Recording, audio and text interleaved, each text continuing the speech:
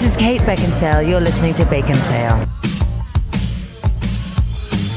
4 years ago, all was right with our podcast. Peace and Patreon fueled our shows. The three hosts, Joel, Kent, and Zack, along with their guest Chris, discussed a kids' cartoon in harmony. Great respect was afforded to all those who took the time to watch all 3 seasons.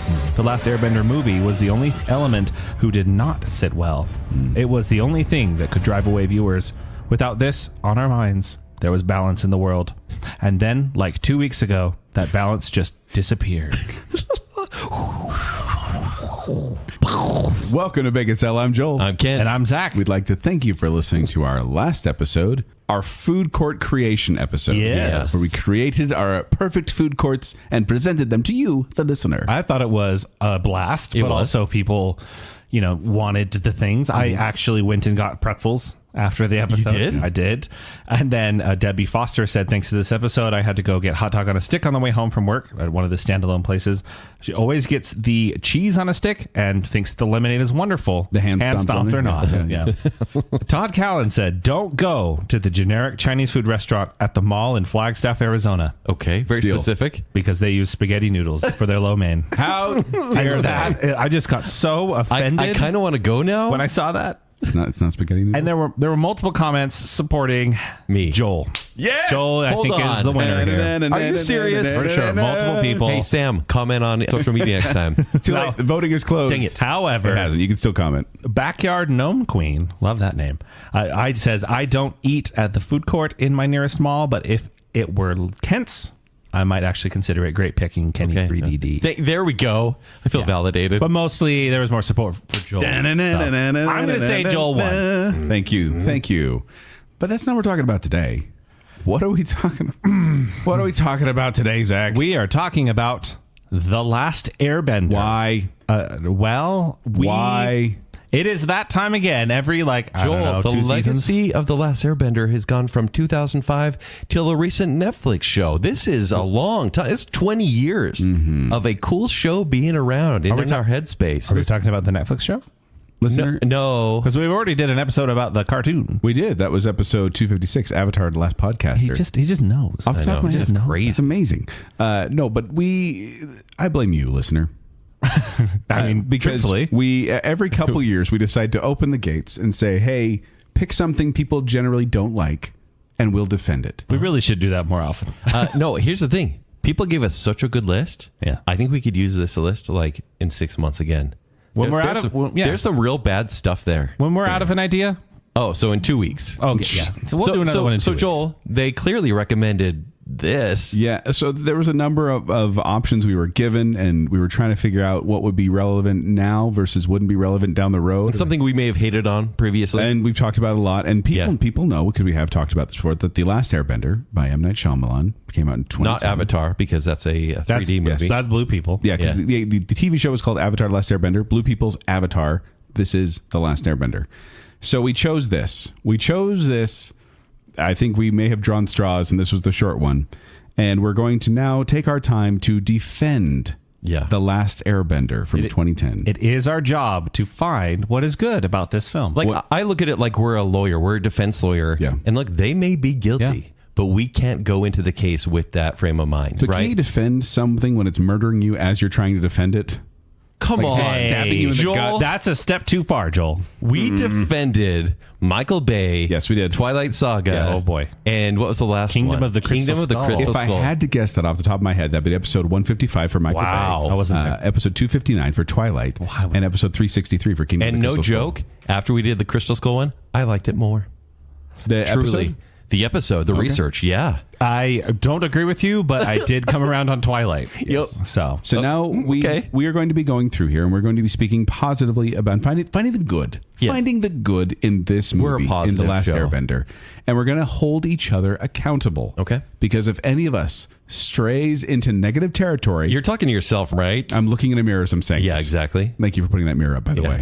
I kind of look like a horse.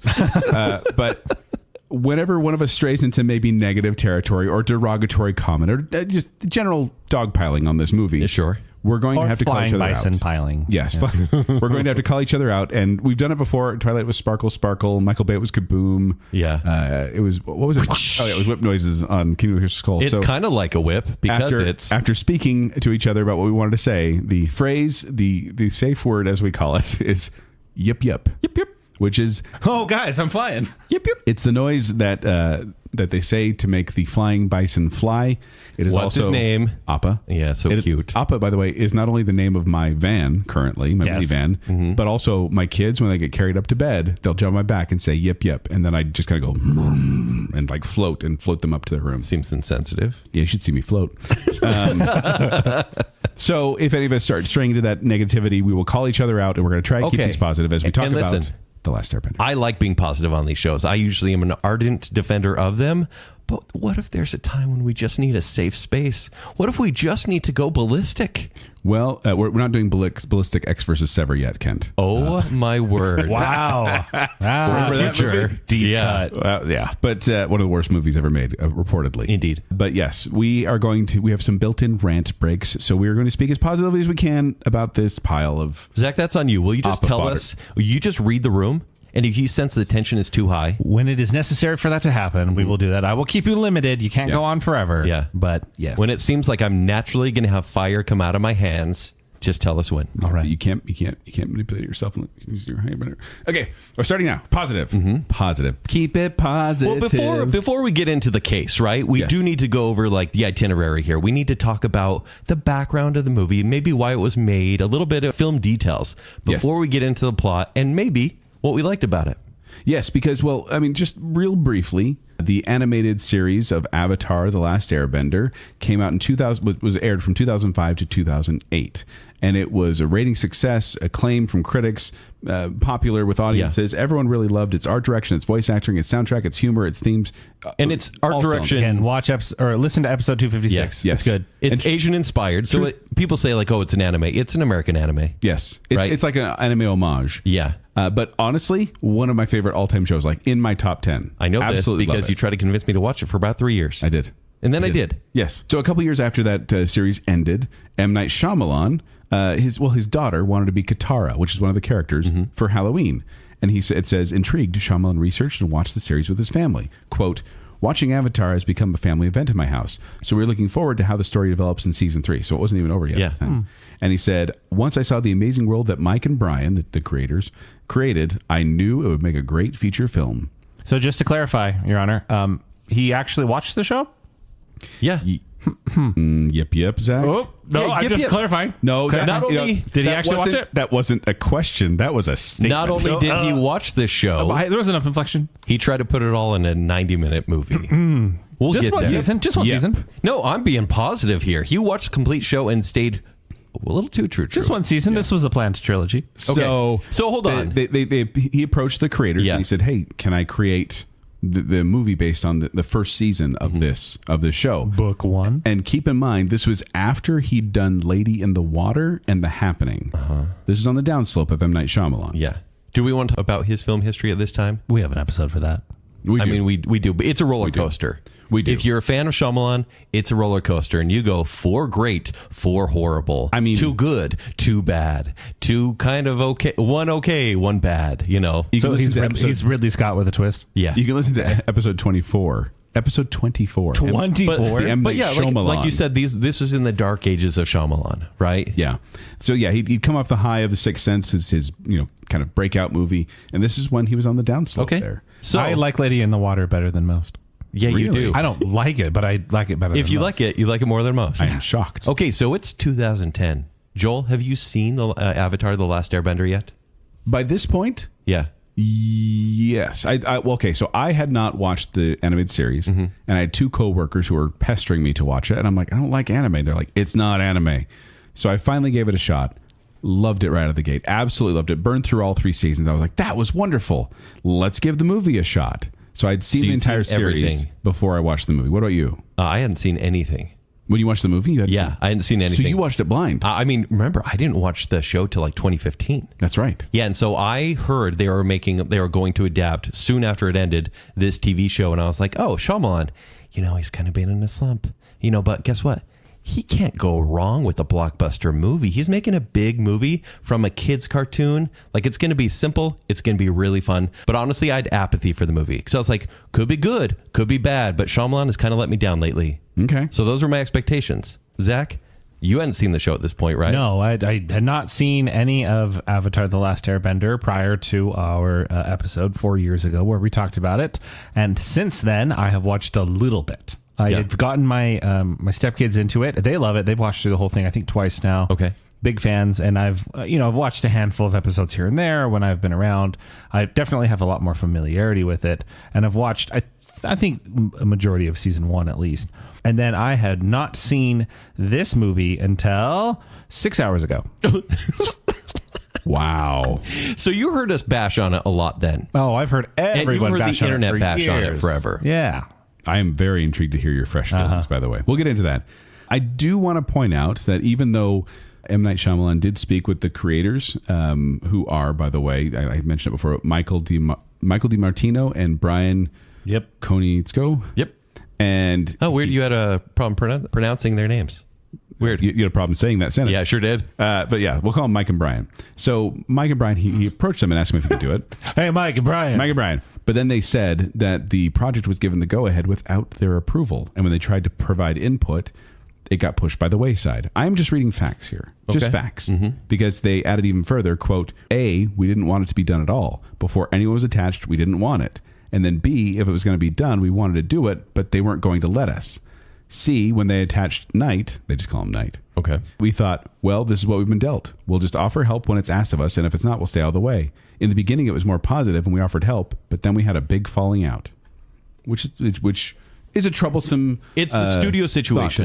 So they're working with Nickelodeon and Paramount, and then Shyamalan is the director here and the writer, and they butt heads. Yeah. And they kind of were shown the door, essentially. Yeah. And honestly, so is Shyamalan, and we're going to get to that. Speaking of butt heads, who else is in this movie? I want to give you a yip for that. I did you want to go for that? I just had to go. Before we get into the who's in the movie, so M. Night Shyamalan takes the reins. I just want to point this out. Shyamalan said, quote, a lot of the inspiration for the direction we took comes from a friend of mine. He helped shape this idea into the film it became. I took away a little bit of the slapsticky stuff that was there for the little kids, the fart jokes and things like that. We grounded Katara's brother, and that did really wonderful things for the whole theme of the movie. That was just a quote. Okay. So then he started casting. Quotes can be wrong. They can be, but in this context, Zach, we are being positive. But quotes can be wrong. Quotes can be wrong. He hired Noah Ringer, who was going to be the lead actor there, who's a kind of a martial arts kid. And he was a martial arts prodigy at his age. He was 10 years old. And he shaved his head while he was doing martial arts to help him cool off. And they gave him the nickname Avatar in his class because they just stamped his head with a tattoo. Because Aang is a little bald boy. They call him Avatar? Yep. What? Zach. We're taking way too long to get into positive stuff, so you're taking advantage of the system. Dang it. So when he heard about the film audition, he made an audition tape, sent the filmmakers. He's never acted before. Yeah. And Whereas, No, that's all I said. I didn't know that. Whereas Nicola He was in Peltz, Cowboys vs. Aliens a year he later. required an acting school for a month before filming commenced. Nicola Peltz, who played Katara, was the daughter of one of the producer's friends. So, Hey, but Sokka was Jasper from Twilight. Jackson Rathbone, the weird. Whatever. No, here's the thing. I am not pronouncing their names right this entire show because the movie doesn't. Yep. No, but I'm not going to. That is factual. I'm going to stay consistent. What is right and what is wrong. I'm going to say it just as the movie does to stay true to the And argument. I will say it as the animated series says it. Okay. Because that is the way they present it. I will try to screw it up for you for the rest of the time. It's going to be a little weird. I mean, Ong does make sense the way it's spelled. And so, We'll get there. anyway, Dev Patel, he plays the part of Zuko, the banished prince, the bad guy. This is what, 2 years post Slumdog? It was actually during Slumdog. He was watching the show. Like, he'd go off after he'd do a scene, he'd go watch it. And then before Slumdog was released, he auditioned for the role of Zuko. Okay. So this is all part of the thing, though, because we have a few white leads, whereas this is a very East Asian, West Asian, and just very diverse movie where Shyamalan was making a diverse movie. And he said that on purpose because each nation was diverse within itself. Yes. Right? Whereas the nations, if you see the animated series or the Netflix show, it is one race per nation. So they stay very specific. So the movie came under criticism at that time. They got whitewashing accusations as Ong is a Buddhist character. Aang. Katara and Sokka are based on Inuit. Sokka. And Fire Nation characters like Zuka and Iroh. You say are- Zuka? His name's not Zuka Juice. No, I'm going to say it wrong. Like Danny Zuko. They're supposed to be Japanese. And so they do just kind of put different races and ethnicities into these roles based on casting decisions. I did always think the whitewashing accusation was a little weird, only because in anime it's intentionally ambiguous. I mean, there are allusions to race, but like it's intentionally ambiguous, so anyone can fit into that. Almost anyone can fit into that character. So therefore, it's a little bit weird. If anyone can fit into the character, you just so happen to have 3 white people. Well, except for they didn't.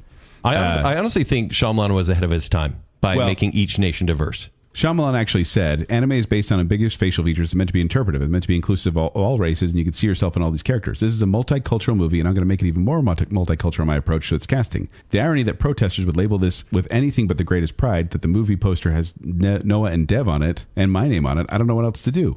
And then Paramount said, the movie has 23 credited speaking roles, more than half of which feature Asian and Pan-Asian actors of Korean, Japanese, and Indian descent. The filmmaker's interpretation reflects the myriad qualities that have made this series a global phenomenon. We believe fans of the original and new audiences alike will respond positively once they see it. And honestly, I think the only thing people are getting mad at Sokka and Katara, and that's it. Yeah. And that was always weird to me. That was like, but there's lots of other people here too. Right. And Sokka and Katara, I mean, in the anime series, you don't know where they're like what their ethnicity is. Right. We just got mad at the undercut at my house. What's the undercut? His hair. Sokka's hair. Sokka's hair. Yeah. That's the Water Tribe thing. Yeah, it's not cut high enough. My wife pointed out. Little man bun there. Yeah. Yeah. Yeah. I mean, that's kind of, there was that casting caused a little issues in that regard. Oh, it definitely did. But then they said, hey, we want James Newton Howard to compose the music for this. This is the seventh, apparently besties with incredible. seventh collaboration with Yeah. with M. Night, with Howard and M. Night Shyamalan. Not M. Night Howard. I don't know what I'm saying there. It's That's our couple name. He had a 119 member ensemble to do the soundtrack. The soundtrack's about 66 minutes long, and Guess what? The soundtrack is a banger. That's great. it actually is. It's really It good. is. I listened to it like at work today. Yeah. Just for fun. Oh, good. Unironic happiness. Yes. No, it's very good. It is. Like I listened to it on Sunday. I was making dinner and I was listening to it and I'm like, this is actually really good. Does James Newton Howard continue to do soundtracks and scores? Because I haven't heard a lot from him. And he has this strange, like, haunting quality that maybe works well with Shyamalan movies, but I want to hear more from him. Yeah. This is a great score. It actually, like, this is one of the redeeming qualities. He's been of busy this movie. working on Emily in Paris. Oh, really? Yeah, it makes okay, sense. haven't watched it. Yeah. He did Raid and the Last Dragon and Jungle Cruise. Does that help? So we've talked a lot about... Songbirds and Snakes. Well, so the teaser trailer for this film was attached with Transformers: Revenge of the Fallen. Fitting. And then the budget, they ended up being about $150 million because it got a little bit more. And then they ended up wanting to convert it to 3D as well. And that also blew up the budget a little bit. And it actually ended up being M. Night Shyamalan's most expensive film to date when that came out. And it was supposed to be a trilogy of films, as we mentioned before. But it didn't. It didn't do as well at the box office as it should have. And that made it fail a bit. Yeah. But did it make its money back? Yes. Barely. It did, though. I think it's a critical reception that made the studio say, nope, no sequel. It did get very overwhelmingly negative critical reception. But the truth is that it's not easy to do a live action adaptation. No. Of a cartoon. And I say this because there's live adaptations of comic books out there. Yeah. Very popular. Superhero movies are everywhere. Sure. But we're talking about just a cartoon that's been turned into a live action. It's a little... Before we get into this defense and we talk about a few other adaptations, Okay. I would like to give my opening statement. Oh. Your opening statement 20 minutes into the episode? Yeah, I mean, because come on. Or beginning defense. Ladies and gentlemen of the listener, we have in front of you a child, a victim that just wants to disappear to the passage of time and memory. Yet, the public will not allow this to happen. It's never been said that they defend their reputation, the reputation that we can only assume that has been earned. But maybe, just maybe, our nostalgic and collective hate is something that should be let go. You're not going to put rousing music behind this, are you? There are dozens of TV shows and movies each year that are significantly worse than the Airbender you see before you. Yet, we hate watch them and quickly forget about them. Maybe it's time to let Shyamalan and Ong go and not hold them accountable as the bar of bad flesh and blood adaptations. Maybe it's time for us Shyamalan. to bend. Oh, okay. Is it Yeah. time for my opening statement? Yeah, go for it. This movie's not good. Oh, yep. Yip. We're That's no beginning. defense. Hey, I'm not done. I'm not done. This movie's not good. But that doesn't mean that it's bad. There can be goodness within a bad movie. You're right. Baconsale. Yes. Mine's not as well rehearsed as Kent because he wrote that down was reading from a screen. I think we're going with the same theme, though, is because we're not going to lie to you specifically, right? But I am saying there are so many other worse adaptations. I want to get into the process of what it takes to adapt a story. That why are we so hard on a movie that came out at this point nearly 15 years ago? Like, let it go. No, that was Frozen. Well, and I do feel if I were actually to give my opening defense, I would be pleading insanity. No. Let's hear me out. Hear me out. Okay. Because I feel like this is a case of someone biting off more than they could chew. Yes. They saw the show. M. Night Shyamalan saw the show, loved the show, wanted to bring the show to a more serious audience, an adult type audience, and decided this was what he was going to do a whole season, in one movie. Mm-hmm. And I think he probably realized quickly on that this was a futile effort. So let's talk about adaptations, because if you adapt something, it's generally a book or, in this case, from a TV series. Yes. They are more fleshed out by their very nature. You get settings and characters that are described in great detail. Mm-hmm. You got to summarize that real quick in a movie, right? Yeah. But the benefit of a movie is the budget, the visuals, music, and sometimes acting. Mm-hmm. Well, and with cartoons, it's largely serialized, where each episode is going to be a repetitive thing over and over again in each series. Like they're children's cartoons, and they're supposed to be repetitive for a reason. Right. That doesn't translate well exactly to a full-length movie because you can't do the same story you've always done, and if you stray too far, it's going to cause issues with fans. And I will say, anime is tough, and maybe even cartoons, because it's art already.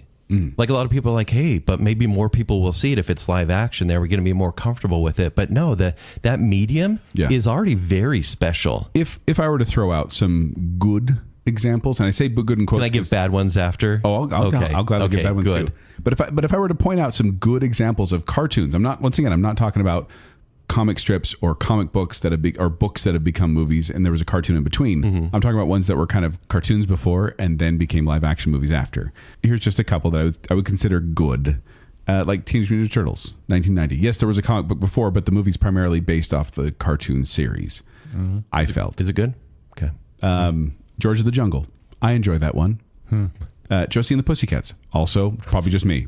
Yeah. Speed Racer. I would put that I'm into in it. Big failure. Okay. Cinderella, 2015. Actually, not a bad adaptation. Wow, you're defending a Disney Flesh and Blood movie. I know. It's the only one. It's the only good one. And Chip and Dale's Rescue Rangers. Sure. Let's give it there. But none of those movies would I consider to be great. None of those movies are like, wow, what a fantastic movie, because it's not. Mm-hmm. Let's get in the bad, Kent. I believe the following are worse adaptations than The Last Airbender. Go on. Dragon Ball Evolution. Okay. Super Mario Bros. Yep. Which was also on the list of things that we should defend. I like that movie. I want to specifically talk about some anime. Attack on Titan. There's a Japanese movie. It's horrible. Mm-hmm. Cowboy Bebop. Netflix did a version of it. It's horrible. Mm-hmm. Death Note. Netflix did a version of it. It's terrible. Yep. And then let's jump back into some other movies. Artemis Fowl. More like Artemis Fowl, Thank you. I right? Wait, that's not an adaptation. Yes, it is. Of a book. A book, not a cartoon. Any adaptations. It could be book or cartoon. So I'm talking specifically of turning cartoons into... Yeah. The Dark Tower. Bad adaptation. A Wrinkle in Time. Bad. More like bad adaptation. Artemis Fowl, right? Those are ones that I'm like, how are these not in the discussion more than The Last Airbender? I know hype was high. I know expectations were huge. I know why. Okay. It's because... I have to wait for a rant break for that. Okay. This is a beloved thing. People love this show. And I think people love Shyamalan. And so then you hear those two things and you're like, this should be good. And so I think it is more... Expectation versus reality? Yes. It is more about the level of letdown as opposed to the level of quality. Can I give some more examples of cartoon adaptations turned into live actions that really did not do well? Yeah. Can I do it in one breath? Let's see. I believe in you. Oh, no. The Adventures of Rocky and Bullwinkle, Aeon Flux, Alice in Wonderland, Alvin and the Chipmunks, Cruella, Death Note, Dragon Ball Evolution, Dudley Do-Right, Dumbo, Fat Albert, The Flintstones, Viva Rock Vegas, Garfield, A Tale of Two Kitties, G.I. Joe film series, Inspector Gadget, Gem and the Holograms, The Jungle Book, Lady and the Tramp, Little Mermaid, Lion King, Looney Tunes Back in Action, Master of the Universe, Mr. Magoo, Pinocchio, Scooby-Doo film series, The Smurfs, Space Jam, Tom and Jerry, Transformers, Underdog, and Yogi Bear. I disagree with Scooby-Doo. I disagree with several of those. I knew you would, Zach. That's why I said it real fast so you couldn't say anything. Mr. Scooby-Doo? Magoo. I'm Leslie okay with Nielsen's in that. I know. He's in some stinkers. You're a Mr. Magoo defender? Mr. Magoo. I like The Adventures of Rocky and Bullwinkle. Oh, please. She drives a yellow convertible Volkswagen You Bug. cannot judge movies based on cars. How many times have I told you this, Zach? So are we saying that Avatar: The Last Airbender is so good and probably better than the names that you mentioned, except for like Dragon Ball fans? They love that, right? But maybe better, more emotional, and so people hold this to a higher standard. The Last Airbender, that is. If I were to put myself in the mind of an audience member and transform, Which you were. I'm gonna. You know what? I'm gonna speak about something completely unrelated. Have you ever been a peasant? I'm gonna speak about something completely Never. unrelated to movies. Hey guys, let me just say something. Let's say you go to a restaurant. Yeah. You love the food there. You love the food there. Yeah. And then one day, a new chef comes in and changes the recipe completely, and your favorite dish all of a sudden doesn't taste as good. No more sticky finger salad. Yes. I was thinking the same thing. I was so mad. All of a sudden, though, your emotions are involved because you've invested so much love into this. Yeah. Meanwhile, someone comes in the restaurant who's never eaten there before, and they try it, and they also say, "You know what? This food isn't that good." And I don't It's like a bit it. dry. I don't understand what you're trying to do here. Yeah, it's like, why did you talk about this food so much? Out of the mouth of 2 or 3 witnesses, that restaurant would not be good, right? My goodness. Anyway, back to the movie. Yip. I'm talking about a Yip. restaurant. A restaurant. Yip. Sticky fingers. That's all I'm talking about. I was upset. Anyway. We are Should we- bordering on a rant break, but But I think let's we should get into the movie. plot. Let's get into this actual, like, the plot and what you think about it. And Zach, cut us off wherever you will. Okay.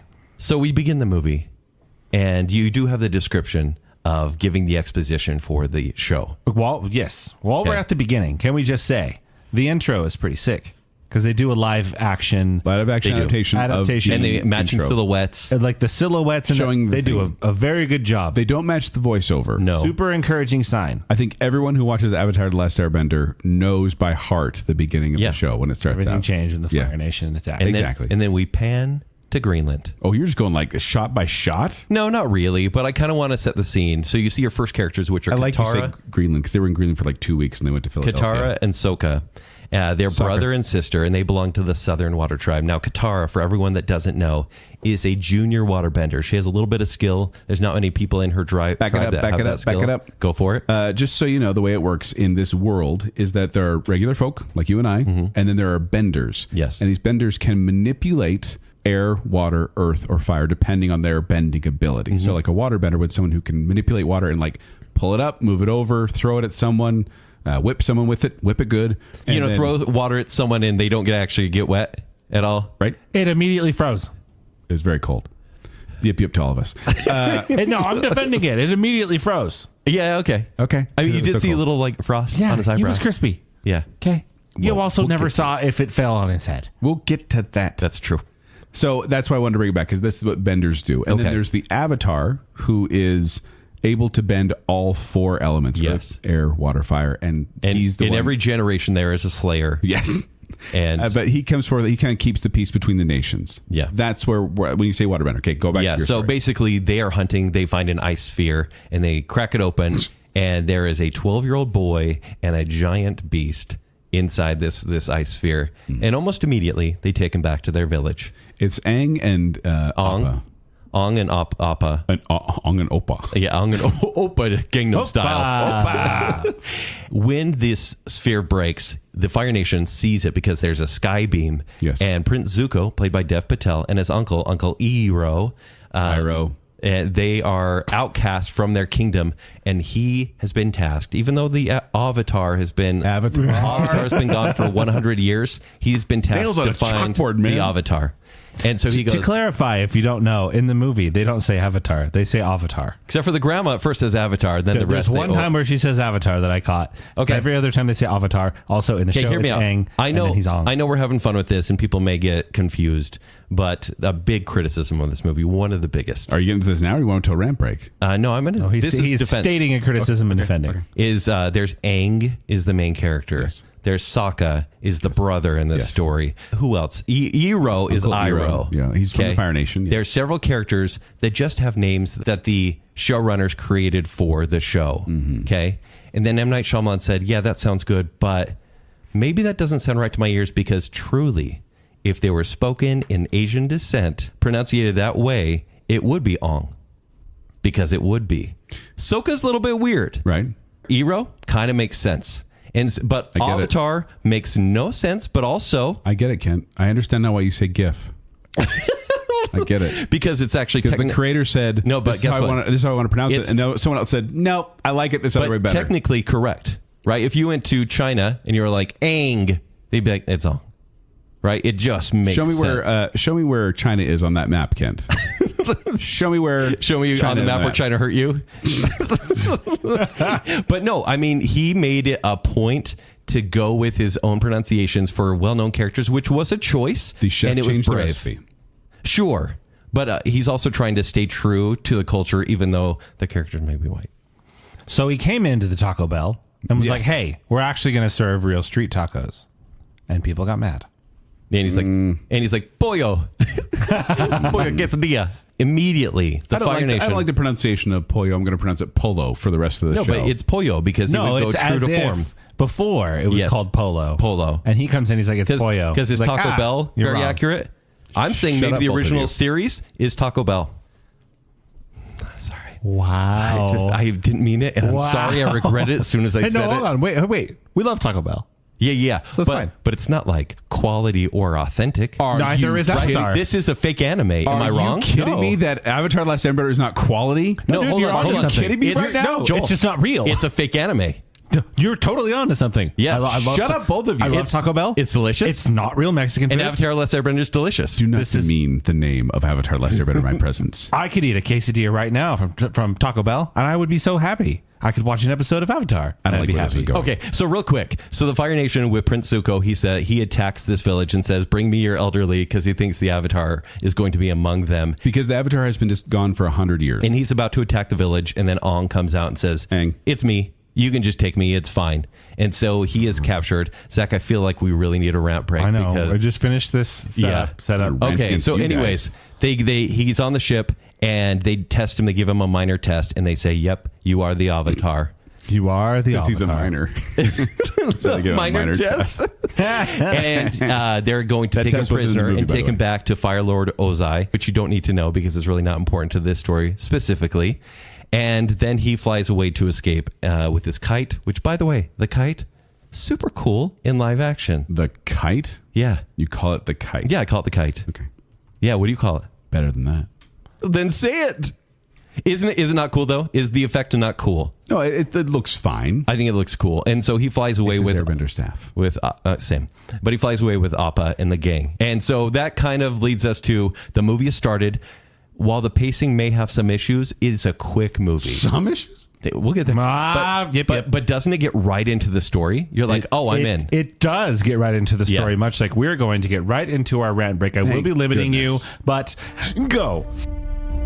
Okay, so first of all, obviously they hired the kid because he's a martial artist. Because Noah Ringer. I'll say Ong in this case. Ong is not a good actor. Oh, my And I felt word. bad. It So really bad. was like his delivery was terrible. But Yeah. his martial arts, sure, fine. But don't. It's easier to hire someone that can act and train them in a little bit of martial Yeah. arts than finding a martial artist and trying to train them to act in a month. Yeah, have you seen Center Stage? It's ridiculous. Don't get dancers to be actors. What You is this, said there's- Armageddon? And you said the Fire Lord isn't important in the story. That says he doesn't look like the Fire Lord at all. Well, Looks he's like a not supposed to be British in the fox. first season at all.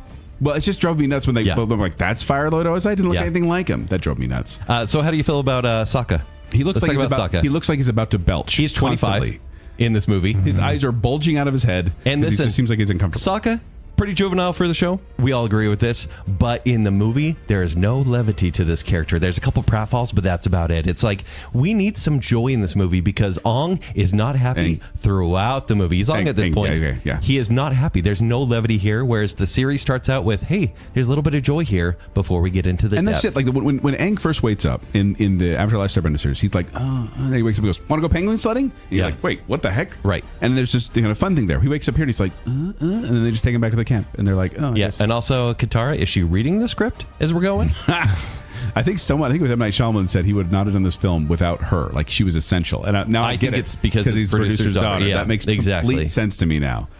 But this is really poorly explained, and I think it's because they had to cut like 30 minutes out of this movie because they wanted to put it in 3D. Yes. Yes. They cut out anything that actually tells you what's going on. No. You just like, hey, we found him. Here he is. They like, don't they just stumble upon him in the show? What they do instead of showing is they tell. They tell. Yeah, they tell. so much. They make it so no dialogue. Every line of dialogue. Because they're trying is to like 10 cram pages of a exposition. whole season of story into a less than 2 hour movie. Yeah. What is this, 144 or something like that? Yeah. Why make it so short? If you have so much story to tell, why make it so short? My biggest complaint through this whole thing will be that just nothing sensibly links to itself. So this entire opening sequence, I'm like, why It's like- are we here? yeah, I've seen the show, so I know. But this movie it's doesn't never explain any because of of. It's like, oh, and then what happens? And then what? And then what And then happens? what? It's not. And then what? You know, consequently, this happens. Therefore, yes. no. It's just like this is the thing, and then this Yeah. is another thing. And then I was told to do this. So we're going to go on a road trip Ugh. to random places. All and we're right. going to get to the random We'll get places. to the random places. We're done. But hey, Hold on, I Felt pretty good. Cleansing breath. okay. I Airbend in, I- airbend out. It's am. I'm doing some my meditation. Okay, vowels are hard. You're eating meat? Okay, meditation. Where were we in the plot? Okay, They just He just did- he did his little we've tap been away. introduced to He the flew away on main his players in kite. the story. The two villains, right? And I say that kind of in quotes. Are Zuko and Uncle Iroh. Yeah, and then we have our three heroes. Okay, Yes, Sokka and Katara and so and Aang. I do find Katara somewhat likable. She has moments of likability. Yeah, she seems nice. Yes. I think the movie does its best thing at this point. It forgets about Katara and Sokka for the most part. Like it mostly focuses, and granted, they're there for Aang's journey, but it mostly forgets about them as characters altogether. And like normally, that's a bad thing because they're so great in the show. But the actors, I feel like, were so bad. And I'm sorry, you can yip Yeah, me. I was gonna say yip, but we're they're so bad. done with the rant But break. Shyamalan chooses to Therefore, it's delete them Therefore, it's a good choice. from the script. Okay. I think it was a really good choice. Yeah, I think limiting them is Yes. good. So Aang goes to one of the air temples and realizes he is the last airbender. That's where the name come from. He Did you feel anything in this scene? He goes to the air temple and he sees the bones of. can't ask me that in a non-rant break. Okay, but it's a big scene, is it not? It is. He sees that all airbenders have been killed. The Fire Nation has killed all airbenders because they knew that, according to the cycle, the next avatar was going to be the airbender. And we should clarify, too, the Fire Nation is like they're basically Nazis. They're trying to rule the world and make everyone under the Fire Nation rule. And so they wiped out all the airbenders because they wanted to kill the avatar. I'm going to give Noah Ringer some props here because he plays sad Is the and prop a big confused. stick? He plays sad and confused really well. Yep. And the fact that he has an arc. was. And yeah, the fact that he has an arc where he knows he was a coward, and I know this is just Aang's story altogether, but he played that part pretty well where he's like, I'm a coward. I wasn't meant to be the Avatar, but they forced me to be, and I ran away.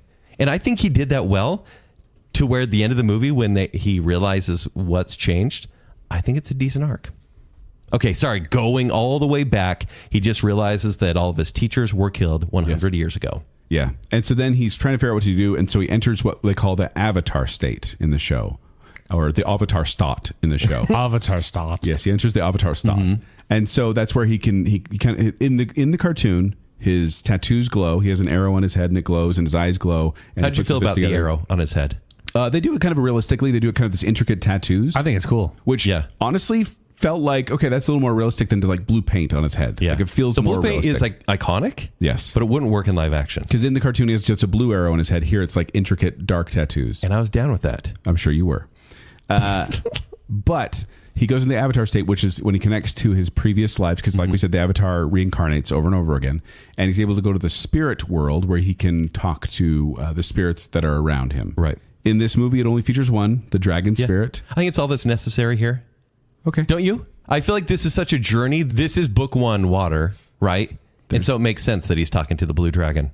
There's a lot of spirits that he encounters and learns to communicate with. Sure, but this is That's way overblown. You this can't is do under that. 2 hours. This You is gotta- relevant here. You got to go into the Avatar state, and you got to be able to talk Basically, to the spirit world is one lonely dragon, according to this movie. Yeah, but then if they Yeah. made a second movie, it'd be the second dragon. You know? There are more than dragons. I know, but still, just say for the But- movie's sake. But there doesn't need to be here. Right. At this point, Yip, yip, Joel. Your attitude there's is yip, no need yipping. for any of that. A lot. Mimi. Okay?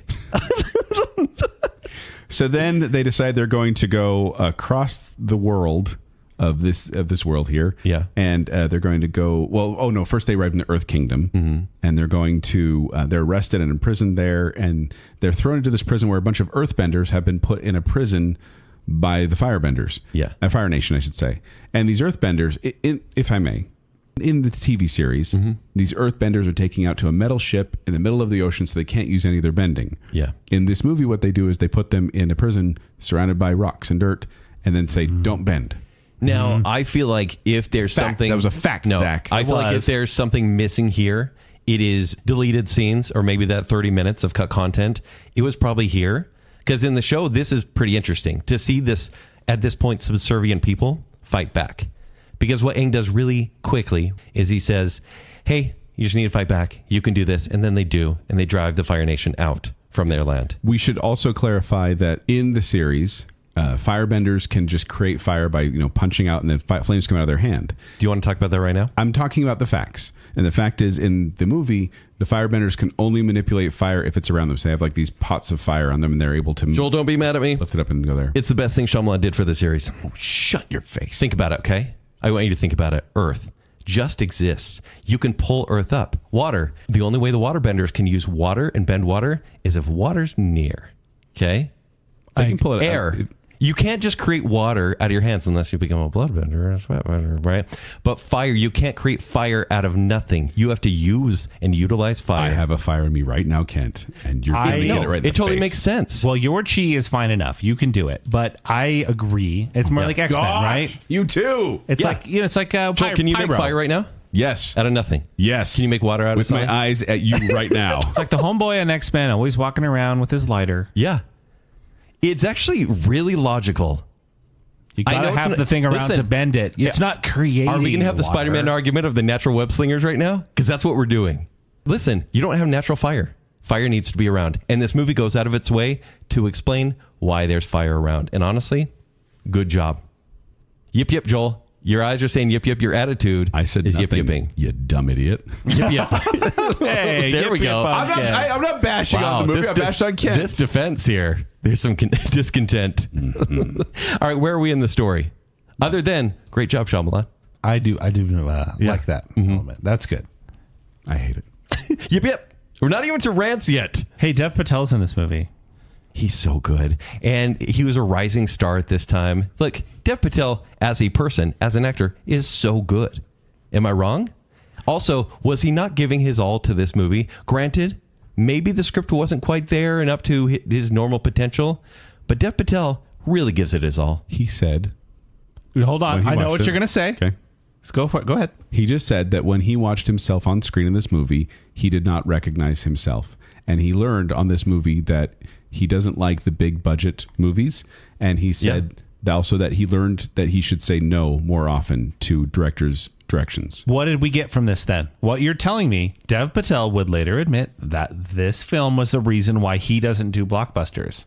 So that is a gift. Actually, we get better. thanks to The Last Airbender. Look what happened to Blockbuster after he stopped doing it. Thanks to The Last Airbender, he's never done a Marvel movie. Thank you, The Yeah. Last Airbender. Instead, we get the Green Knight. He was in that one, right? He was so good. He was good in that one. Joel, are you going to be positive at all in this show? I am positive. Joel struggles with the Every defense time. part. Every Defense time. of. Okay, so the Earthbenders are saved. Well, we should also clarify that Aang is an airbender, which that Yeah. comes naturally to him. However- but an Avatar doesn't know how to bend everything right off the bat. So he's supposed to learn all the other bending in the world as well. So he needs teachers. So they decide they're going to make their way to the Northern Water Tribe, where he can learn water bending from the waterbending masters up north. But before that, we're introduced to the grand villain of this one particular movie. It's not the grand villain of the whole franchise, but it is Admiral Zhao. Yes, actually, it's Zhu. Yeah, right? I don't know what they call So it. Admiral Zhao, he is not related to Zuko. No. But he is he's an admiral of the Fire Nation. So Prince Zuko was cast out of the nation by his father in disgrace, and Commander Zhao likes to rub that in Zuko's face. Like he's kind of like this, he kind of is the second in command now up there in the Fire Nation, and so he comes down to kind of get in Zuko's face and make fun of him, and also capture the Avatar. And he speaks in exposition the entire time. Yes, he does. But yeah, so he's a little bit of a yip there, Kent. Yeah, totally. But he's clued into the Avatar pretty much the entire movie. He knows kind of how to track Zuko and Ong as well. And he's smart, and he does capture Ong right in the middle of the movie. Sorry, I'm just going to keep saying it. He gets captured a couple times. And then I think this leads to one of the better scenes in the movie. And it's done better. But Is this in the Earth? Yeah, we have This is the Ong blue is spirit? captured in the blue spirit. We have a masked warrior comes to rescue and does a siege essentially when he's captured, and they start to flee together, but they are caught by the Fire Nation. They are exposed. Hold on. Whoop, Yes. whoop. Have we gone past that's like the second big action scene of this show? Yes. We skipped over the Do we skip over the first? the earthy one. Oh, when the Earthbenders. Do we need a rant escape? break? No, we're going to talk about it because what we have is a fully choreographed one shot One shot. of bending happening. Yeah, you could almost say, A tiny bit of bending happening. and I'll say to its credit, they did spend some money when they raised rock walls, because I think that element is pretty cool, of raising rock walls in defense of yourself if you're an earthbender. And that is how they get away. And they throw pebbles too, and sometimes stones, to get away from the Fire Nation. Yep. And Ong does some stuff. He does some stuff. And Yeah. okay, That sounds weird when you say he's done some stuff. He fights. He bends. but then you're moving forward to Yeah, the so sorry. blue spirit. So yeah, then we have the second big action scene, and I would say maybe, It's the best action scene. Wait. I totally forgot. Yes. We did jump over this because I believe before they get, after the earthbending, but before they get to the blue spirit. Sorry, it's very confusing. That's when they say, okay, we're going to start a revolution. We're going to go all around the country and let them know the Avatar lives. And it is maybe 2 minutes of And travel I feel time, like of the that's travel montage. where they. Oh yeah, the travel montage that I wasn't. feel like that's where the script got cut. I Yeah, feel like it that's must be. where there's something on the cutting room floor. Because it follows the general path of the first season of the series, which is they discover Aang and they're going to take him up to the Northern Water Tribe and train him. And the whole series is the travel up there. And here's the problem with adaptations. Like, obviously, we want to see that. Obviously, we're not going to in 2 hours, because you see so many zany characters in the show, right? And you're like, I love these people. Since when has a fantasy movie about traveling to a place ever been good? You know? Hey, speaking of, though, Shyamalan wrote a 9-hour script for this because he didn't know how to comprise it into such a small package. And Paramount's like, cut it. And he goes, okay, I've got a near 3-hour experience. I mean, he's basically Snyder, let's be honest. Okay. And he says, I got a 3-hour experience. They said, cut it by like an hour and a half at least. And he's like, come on. So he did have to bend to the studio. Script bender. Yeah. But he had to bend, and he had to change his movie to literally what we have now, which, we're trying to defend. But like there was, like, we get after him for like summarizing too much. And unfortunately, he had to. And unfortunately, we don't get to hear about secret tunnels and fun characters and meet. We don't get to see the Warriors of Kyoshi. We don't Not get to at meet all. the King of Omashu. It's such a bummer, right? But granted, if we did, how long would this movie be, right? We would have 3 parts like Lord of the Rings. It's true. right? That makes sense that you have to cut it down, but it feels like I feel like, trying to be positive. Yeah, please do. I feel like they decided to cut too much out. Okay. Is that a yep? Because I No, just no, feel no. like, You're No. good. because I think they said if we let this in, we have to let all this other stuff in. Therefore, we're Okay. just going to cut. Now, that when you out. say that, do you mean characterization? Do you mean like I mean all the middle stories in between, So just where the they plot found stuff. are Yeah. they okay? But are they relevant for general movie audiences No. that just want to see a big battle at the end? They would have been. They would have been payoff Lovable? later. They would have been lovable. They make a reference. Grandma talks about her friend Hama, and I was like, oh, that's later on in the series. You're right. And I went, okay, so they're setting stuff up, and I'm like, then why didn't they include like Jet? I think for example, the studio cut it. or the Warriors of Kyoshi, because I'm Yeah. like, that comes, especially the Warriors of Kyoshi is going to come big into play if the second movie were ever made. Mm-hmm. So I felt it was kind of weird that they were just kind of cutting stuff out all over the place. But that's just my opinion. Are you feeling ready? Well, just real quick. Okay. So the Blue Spirit, this masked warrior, comes in, saves Ong, and they fight the bad guys, and they get away. And Then Blue Spirit gets shot in the face with an arrow. Yeah, is wounded. Well, And it turns out, because the guy, hold on, the guy who shoots, what's his name? Zhao. He's like, I got a feeling about this guy. I'm going to shoot him in the face. yep. Does it not? He I does. mean, he does do It that. was the tone, Zach. No, it was sometimes you have a feeling and you want to shoot somebody in the face. I get it. And the action in this scene is pretty cool. It's pretty cool. Yeah, it's like unique to the Airbender because a lot of it takes place in this training pagoda, essentially. Yes, which is not And- part of the series. That's really No. cool. Yeah, and I was like, 'Cause it's got like the. I the- actually want him to use it a little bit more. Yeah, He's it's got the using- shutter things. yeah. Yeah. And He's then, like, I'm going to bring just one guy in at a time. and then you realize that this masked warrior is really Prince Zuko. The villain who's been chasing the Avatar the whole time, and he's not doing it because he's nice. He's doing it because he wants to bring the Avatar in and regain his honor. But also, is he evil? No, he's not. Yeah, Prince Zuko there is a backstory with Prince Zuko. Yes, a very complex character, and I enjoy that aspect of that. And with that, enter into your rant break. 6 people to raise 1 stone. 1. They full on do jazzercise. Yes, when they're in the airbending, or when they're in the earthbending prison. And by the way, Joel, you're so right.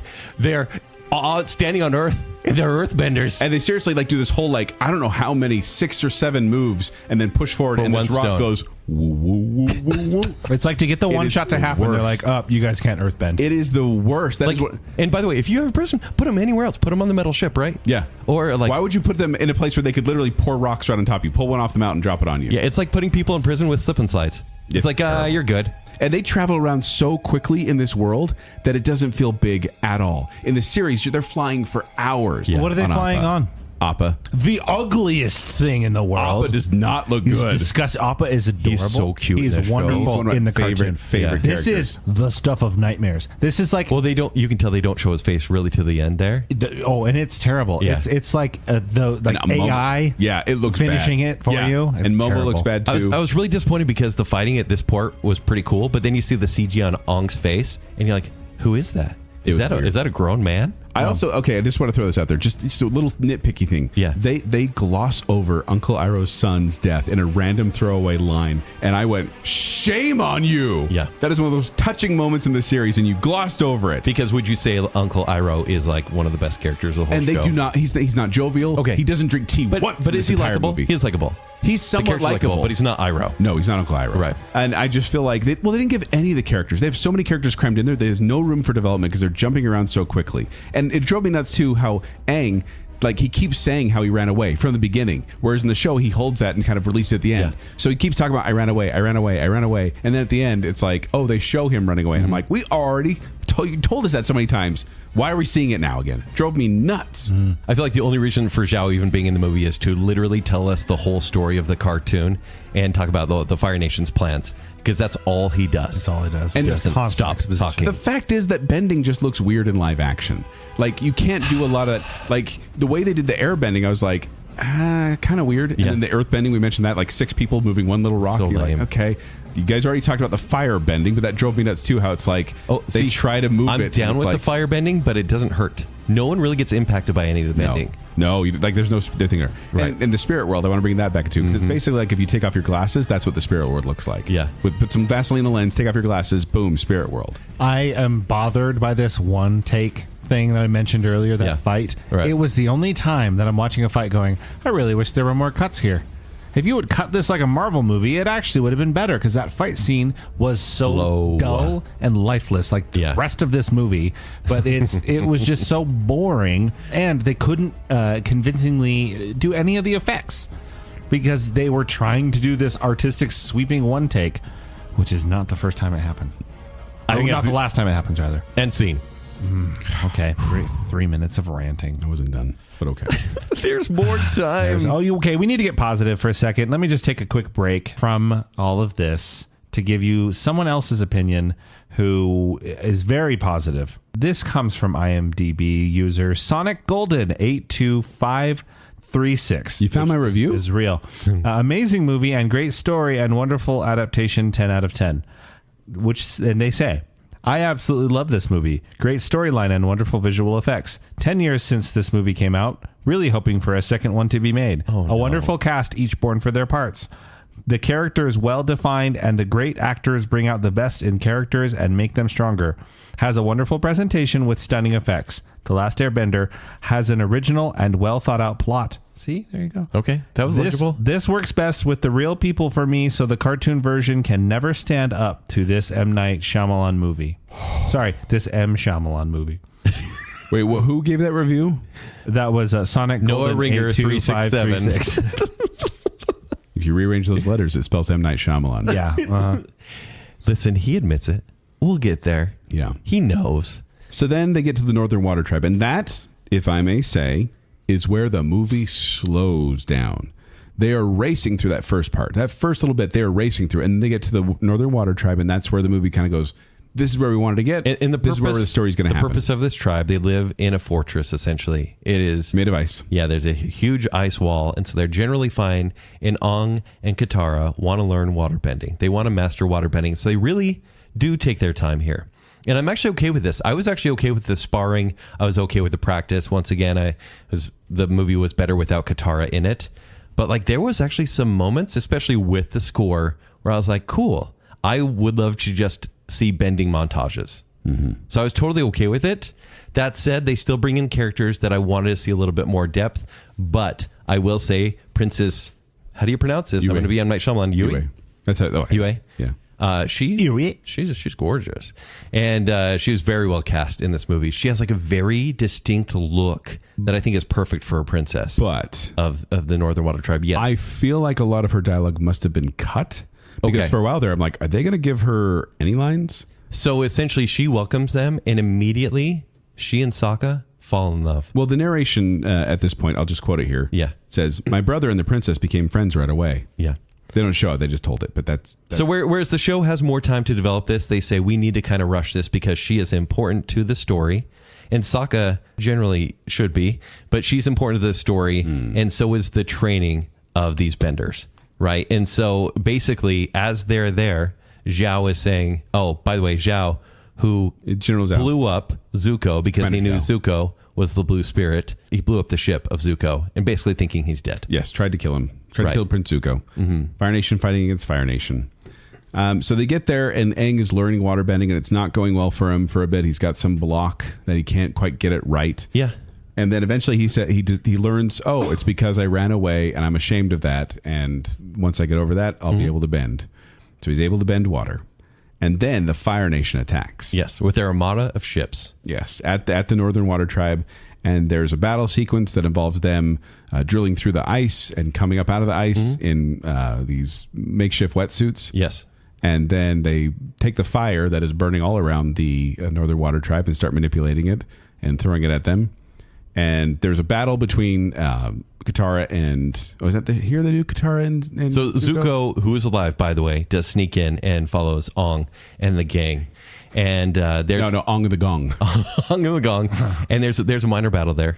Yes. And it's short lived. And then the soldiers come in and they're fighting each other, benders against benders, so water against fire. Here's some lore dumping right here, right? There's some ancient scrolls that talk about the moon and the water spirits. Are those the two? And they're essentially two fish in this sacred pond. Two sacred fish in a sacred pond. And they are in the Northern Water Kingdom.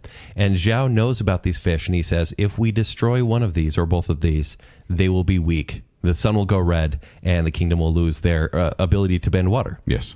And so he, like, literally grabs one of the fish from the pond, puts it in a bag, and this is where Uncle Ero is. We can call him Ero because it's this version, right? Okay. He says, like, please don't do that. That's a sacred spirit. Like, this is an honor that you even get to be here. And I think there's a good line of dialogue here where it talks about, like, Zhao says, why would spirits take the form of something so vulnerable? And Ero says, to teach mankind humility. And I was like, wow, there's kind of a theme here that has to do with the spirits of this greater lore here.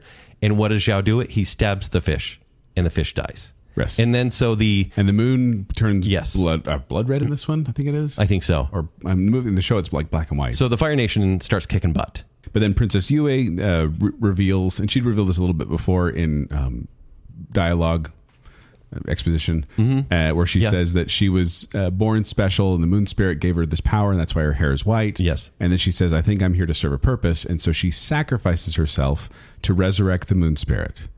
And then the waterbenders get their power back, and they start fighting back and straight up drown Commander Zhao in a bubble of water. Now, but before we get there, they do, right? Because there was going to be a showdown between Zuko and Zhao, and Ero's like, no, let the fates handle him, essentially. Yeah. And they pick him up in a ball, and they throw him off a cliff. That's literally They put him in a bottle. Do they drown him in the ball? They do, in the ball of water. They lift him up in a ball of water. He can't get out, and then when he drowns, they drop him. That is the very, very end.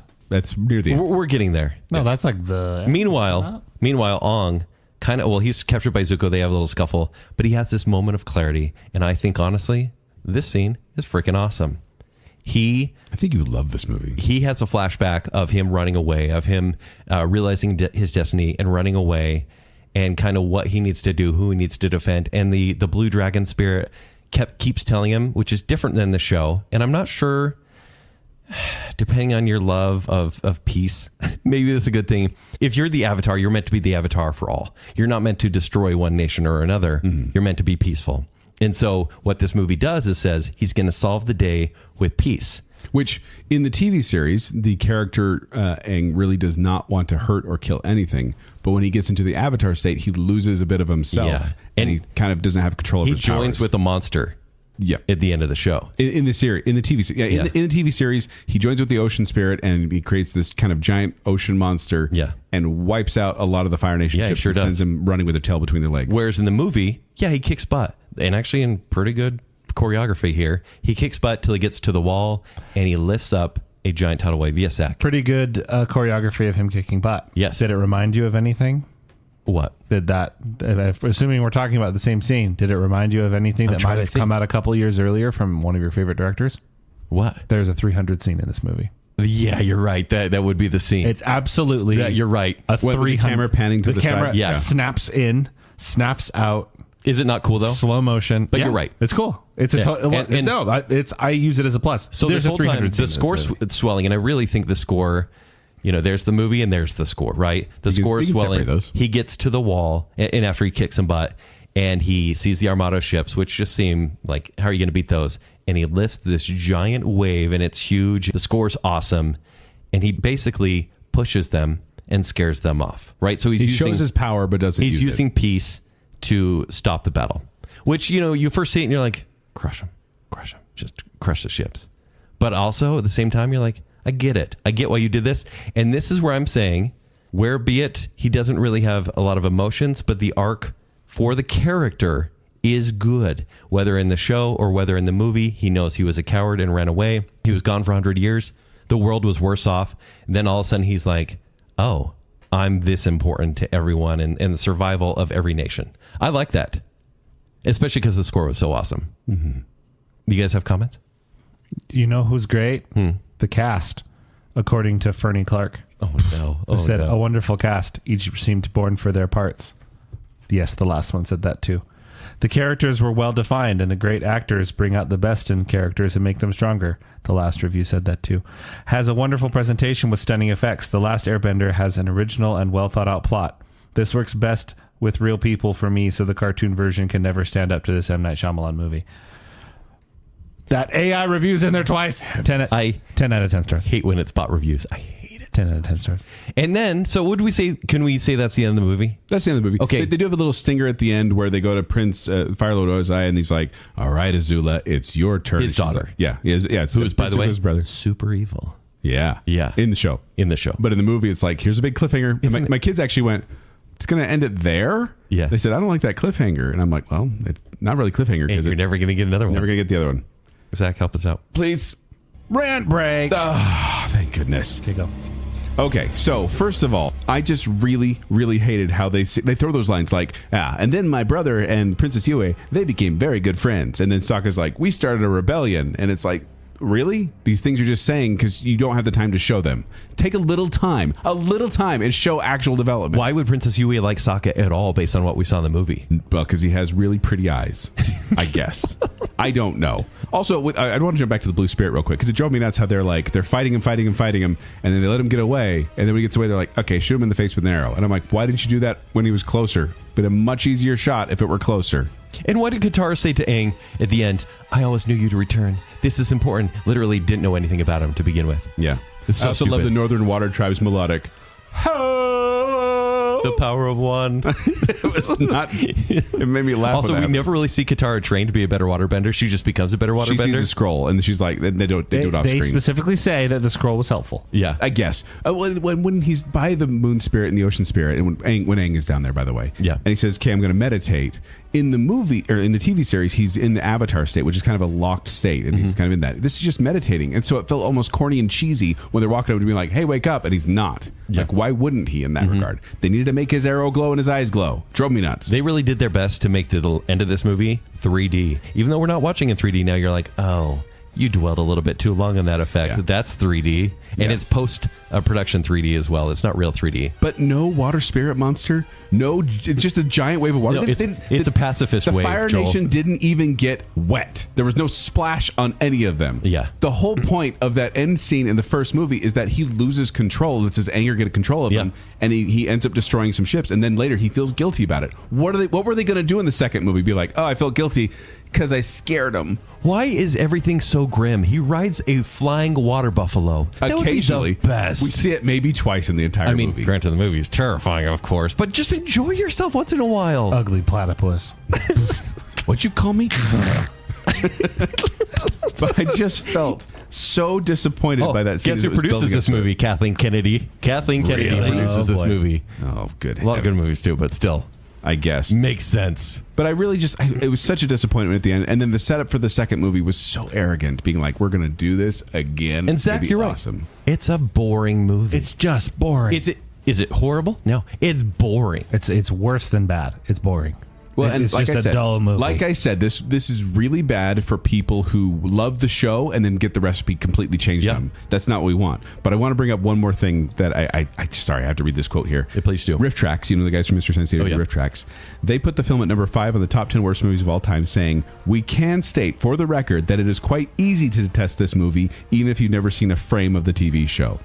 Just want to point that out. And 3 minutes are done. Can I be positive? You have to now. Outside of the movie itself, how many of us have pronounced names in Harry Potter wrong before hearing them? Oh, a lot of them. Hermione? Yep, Hermione. Yeah. If Shyamalan's name wasn't attached to this movie, we wouldn't be talking about it right now. Nope. I think that there's power with the love of the show, and there's power with Shyamalan, even at the time he was inconsistent. But he gave us greatness, and I think that's why we're so disappointed that you're like, this is a layup. It's the combination. You got this. We don't talk about Bruno. we don't talk about Dragon Ball, Yeah. and we don't talk about After Earth, Yes. right? But it's putting those two things together. But After Earth, M. Night Shyamalan. Right. We don't talk about that movie. I honestly think it's because of this movie. This is one of the ones where he put his name so prominently at the top that it was impossible to separate it from, and that's why later on they kind of downplayed After his Earth, name. it didn't even mention him. No. Right. So I'm saying this is a gateway movie.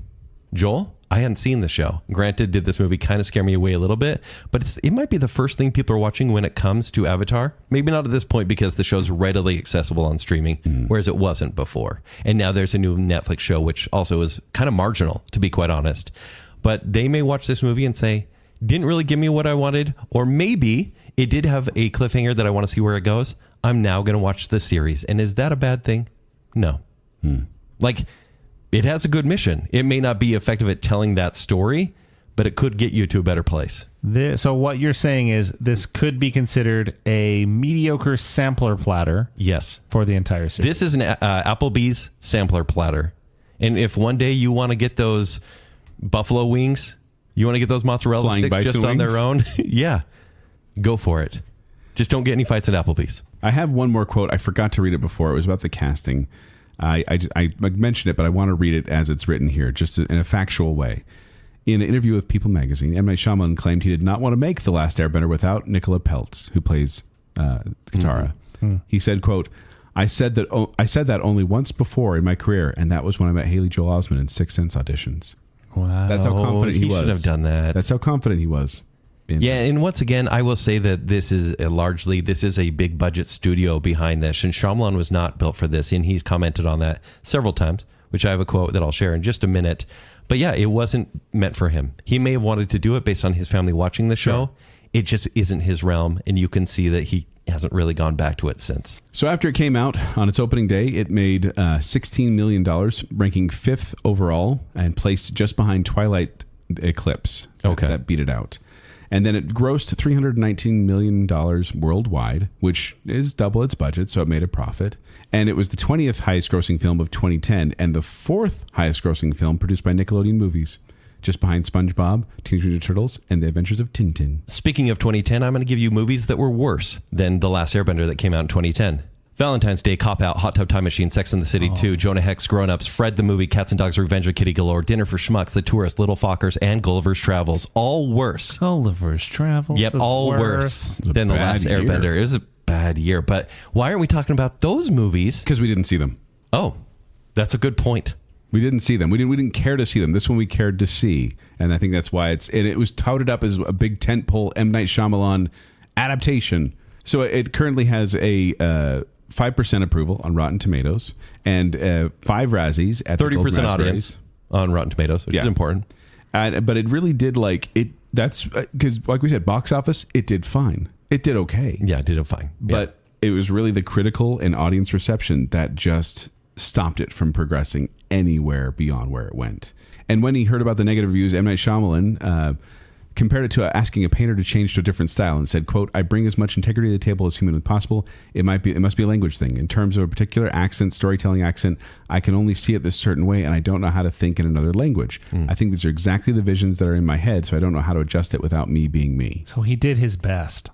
And he did get some positive reviews from a couple of IMDb users who gave these 2 reviews. 10 out of 10. Yep. 10 out of 10 stars. Okay. Hater, this is Dave's Awesome Inbox, says, "The haters are fans of the cartoon, and it is actually a good movie. I rate it 7 out of 10. 10 out of 10 stars." What? That made no sense. Perfect sense in my mind. We also have Torres Arroba, who said, "People are overreacting. Is an okay movie. My rating, 6.4 out of 10. 10 out of 10 stars." It's 6.4 out of 10. 10 out of 10 times. All of the time. Could we go for our 5 best scenes? We usually what are the best 5 best scenes? I don't think I can come up with 5.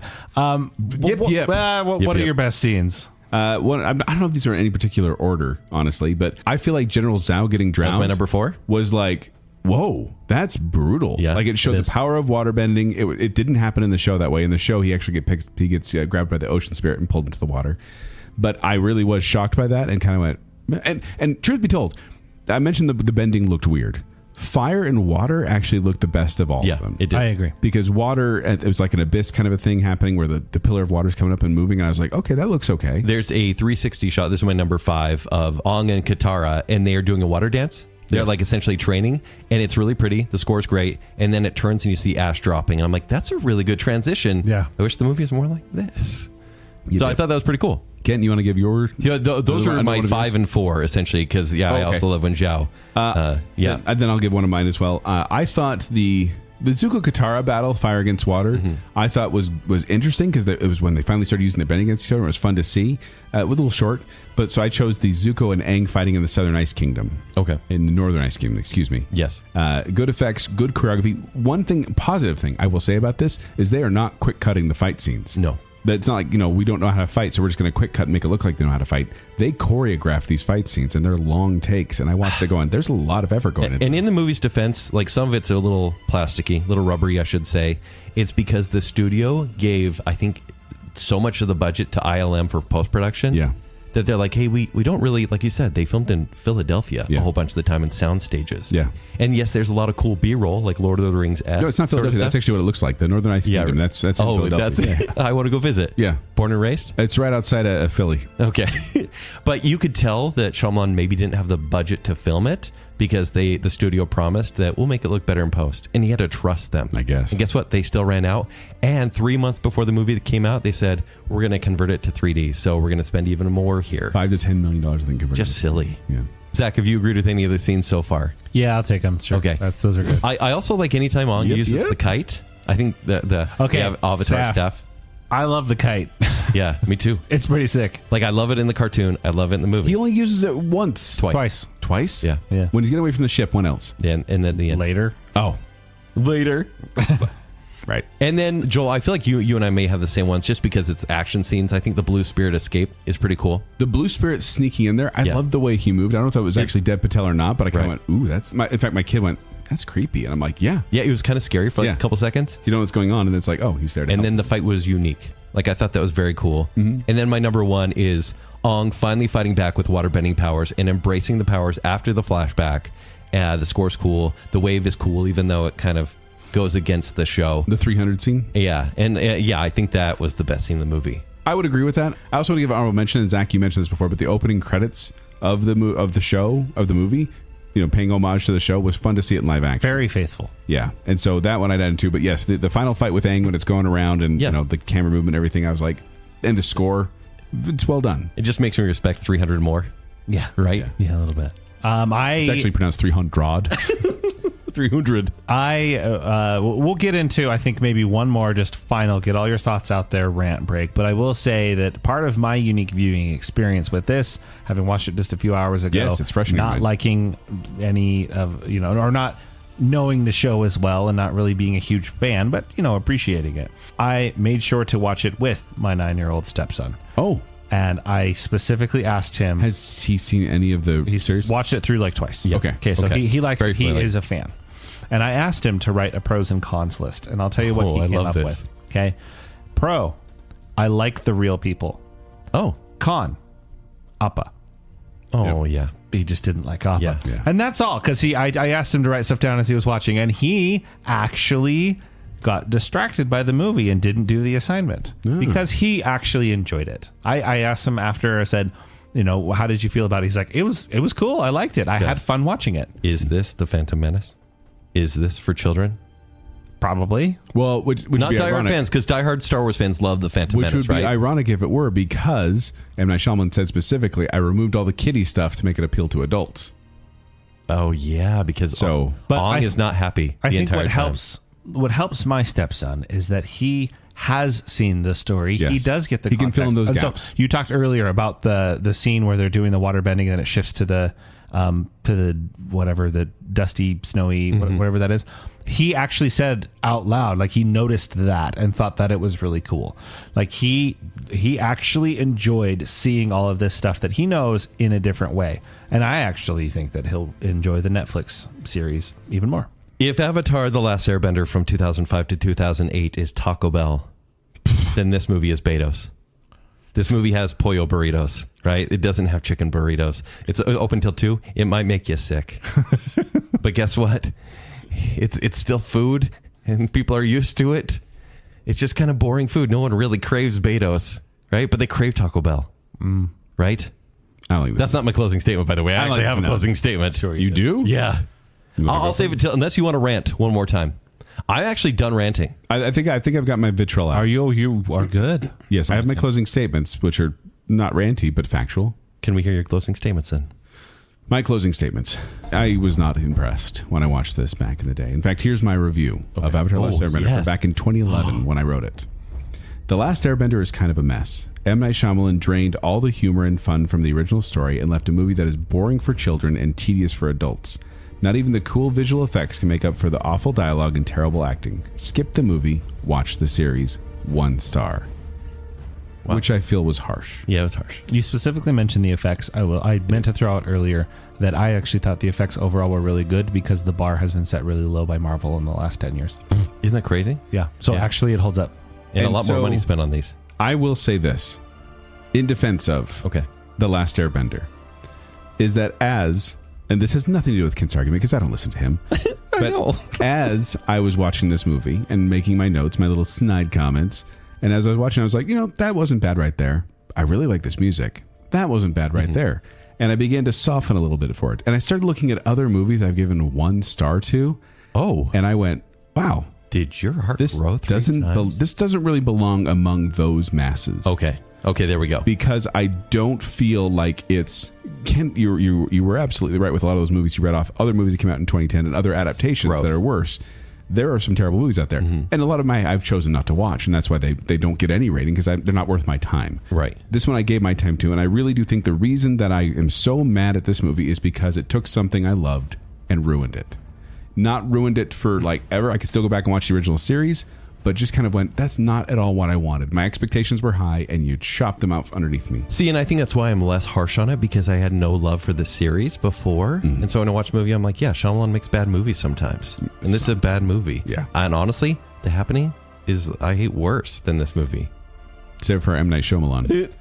Right. But in finale, and I've done this before, much like Indiana Jones and the Kingdom of the Crystal Skull, I believe I'm going to raise my review of this movie Whoa. 1/2 star. Well, It's a 1.5 movie now. It is not a 1. You can't see why Joel. people would like it. It's not quite to that moment. It's not a great movie, but it's got some redeeming elements. you learned a lesson today. Did. I'm Did. proud of you. Actually, I learned it before we recorded. I'm just telling you about it. Oh, okay. Well, yeah. okay. Now, tree falls in forest. We're here to hear it. So, and for my closing statement, Zach, are you ready? I am ready for you. Ladies and gentlemen of the listener, humility is defined as a modest or low view of one's own importance. While Mr. Shyamalan can often not be accused of being humble, when it comes to our subject, he absolutely is. His own words say, I made a genuine effort to join the system. It was so wonderful to have that opportunity. There's so many people who are so much better at that kind of storytelling than I am. End quote. The criticism he faced in some earlier films led to pressure of wanting to be accepted, and thus he took a big budget movie. It was a costly mistake, but not one that either he or the franchise itself suffered for very long. If you think about it, Shyamalan's doing fine. Last Airbender is doing fine. This is not the worst flesh and blood adaptation. This adaptation is bent, yet not broken. Wow. I almost feel something. I almost feel something. Yeah. Did your heart bend a little bit? Yeah. Yeah. This movie went from making me not really care a ton about the TV series, but seeing why people would like it, to not liking this movie at all, and I hate it, and I never want to watch it again. Nor really should you. And I want to clarify that too. I mean, I know we're not in the rant break right now, but I do feel like, as I said in my review, if you're going to choose to watch Avatar: The Last Airbender, watch the original animated series. Yeah. And you will love it. You will love it. The other adaptations, live action adaptations, do not have the same magic. Simply don't. And I'm putting that blanket statement over both. Yeah. So Netflix takes its time, but it's still missing some of the beautiful characterization that the cartoon series had. But I just don't understand why you would take something that was so joyful and happy and just make it so serious. Yeah. That's why so serious. That's what I say here. Why so That's how you got those scars. Yes, on my heart. So there you go. Woo! There we You guys good? Hold on. You guys good? I'm feeling all right. Yeah? I'm feeling all right. All right. Yeah. But Listener, this is your fault. Do you feel good about this? Do we need to do this again? yes, because we want to hear from you about your thoughts. Have you seen this movie? Do you have feelings on it? Will you be watching this movie if you haven't already based on this episode? Or you're like, oh, well, now I know Curiosity, everything about right? it. Yeah. Let us know on Facebook. Let us know on Instagram. Let us know on Twitter, because we want to hear from you. Please. Before we go, we want to thank some patrons in a couple of categories, including the I Am the Listener tier, which is Angela Plotz, quote, I myself am strange and unusual. Casey Cummings, Juice the Cooler King Swallow, Some Guy, Sir and Madam Hicks, Jennifer Kilkowski, Taylor Sanderson, Shannon West, Rocky and Steph, Adam and Rachel Crump, Ryan and Marley, Lady Terry A. Finley, and Scott Sprague wants to invest in a brazier store selling hot dogs. And then, of course, we have our Bacon Council, which includes Debbie Foster, Glow Clendaniel, our favorite couple, the Ghost Faces, the other Brit, Johnny English, Star Wars expert Kyler, Her Royal Highness Jessica Terry, Stephen, everyone's favorite Ross, the one, the only Chris Anderson, Nicole Deke Hale, and Beaker. Thank you, patrons. Thank you, patrons. You are the aw to our ung. Oh. Ong. But if you want to find me, you can find me at 786 Joel on Twitter. You can find me performing with Quick Wits, your performer at the Midvale Performing Arts Center and the studio at the Parker Theater. For more details, go to qwcomedy.com or go to the Quick Wits Facebook page. If you want to find me on Twitter or Instagram, it's at Kenny3DD. You want to read my movie reviews at ShowtimeShowdown.com. If you'd like to connect with me, you can do so on Twitter and Instagram at Tumbling Mustard. But more importantly, make sure you're following Baconsale. Please like that Facebook page and then go to at Baconsale on Twitter and Instagram. After you've done that, go to tpublic.com/Baconsale, where you can get yourself some merch. And then if you like what's going on here and want to support us further, visit patreon.com/Baconsale, where you can get all sorts of behind the scenes whatevers and a bunch of weird conversations that we have. Most recently talking about Clowns and all sorts of clowns. That's strange. Patreon.com/Baconsale. So until next time, yop yop.